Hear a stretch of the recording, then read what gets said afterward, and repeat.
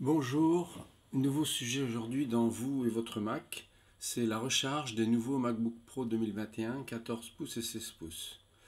Alors vous allez me dire quel est l'intérêt de faire un sujet sur ces recharges-là. Eh bien c'est parce que il y a quelques nouveautés par rapport au modèle précédent. Les anciens MacBook Pro jusqu'à 2015 possédaient pour la recharge un connecteur MagSafe 2. Celui-ci a ensuite disparu et il réapparaît maintenant sous forme d'un connecteur MagSafe 3 sur les nouveaux modèles.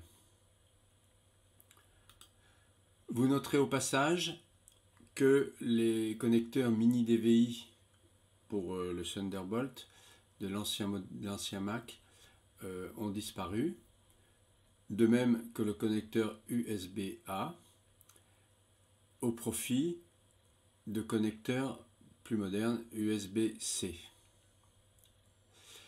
Le MagSafe 3 donc est un connecteur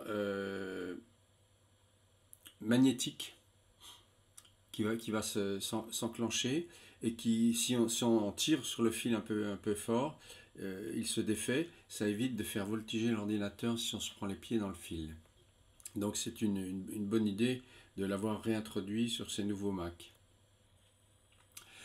Le connecteur à droite MagSafe est fourni avec l'ordinateur, et à l'autre extrémité on a un connecteur USB-C. Il faut noter que la recharge peut se faire aussi avec un câble USB-C USB-C fiché dans les connecteurs correspondants de l'ordinateur. Et bien sûr, tout ça est relié à un adaptateur.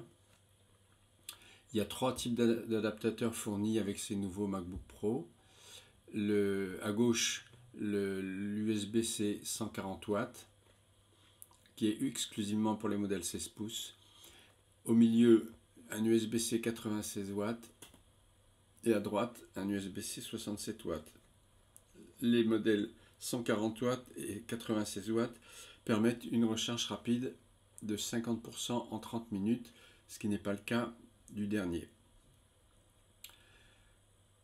Les modèles de 14 pouces sont les deux à gauche, donc vous voyez qu'il y a une différence. Le modèle d'entrée de gamme est fourni avec l'adaptateur 67 watts, alors que le modèle au-dessus est fourni avec l'adaptateur 96 watts qui permet la recharge rapide. Quant aux 16 pouces, ils sont tous les trois fournis avec le modèle 140 watts.